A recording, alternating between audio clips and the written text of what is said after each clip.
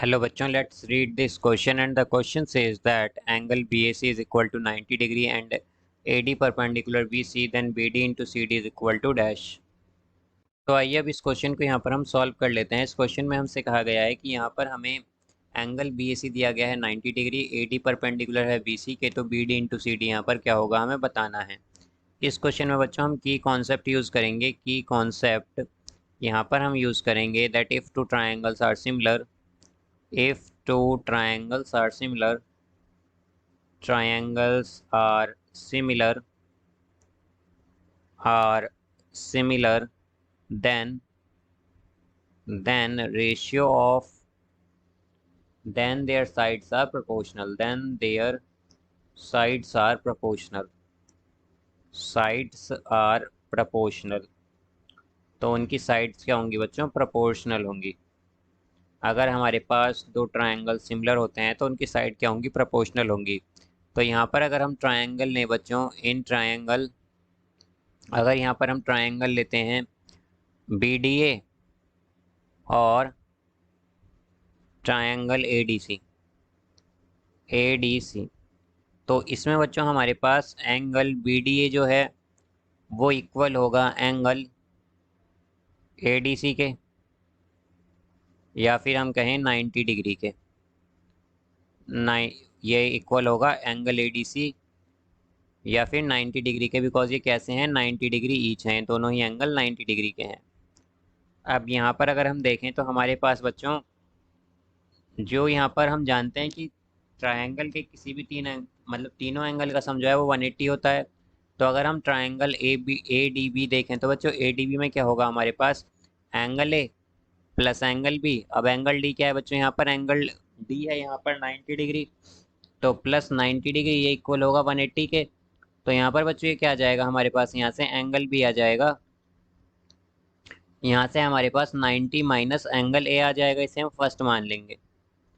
अब अब यहाँ पर अगर हम बच्चों ट्रायंगल ADC लें, अगर हम ADC लें, ADC, तो बच्चों ADC में भी हम जानते हैं तीनों एंगल का सम 180 होगा। अब यहाँ पर एंगल D क्या है हमारे पास? 90। तो यहाँ पर हम क्या कहेंगे? Angle A plus angle C plus angle C plus angle D। D क्या है तो बच्चों? D है हमारे पास 90 डिग्री, D है हमारे पास 90 डिग्री। तो इनका सम क्या होगा? 180 के इक्वल, बिकॉज तीनों एंगल का सम क्या होता है? ट्राइंगल में 180 होता है, तो यहाँ पर ये 180 आएगा। अब यहाँ पर बच्चों अगर हम देखें तो हमारे पास क्या आएगा कि एंगल C बच्चों हमारे पास यहाँ से आएगा 180, माइनस 90 करेंगे तो ये 90 होगा, माइनस एंगल A। तो यहाँ पर बच्चों एंगल C भी क्या है हमारे पास? ये भी 90 माइनस एंगल A है।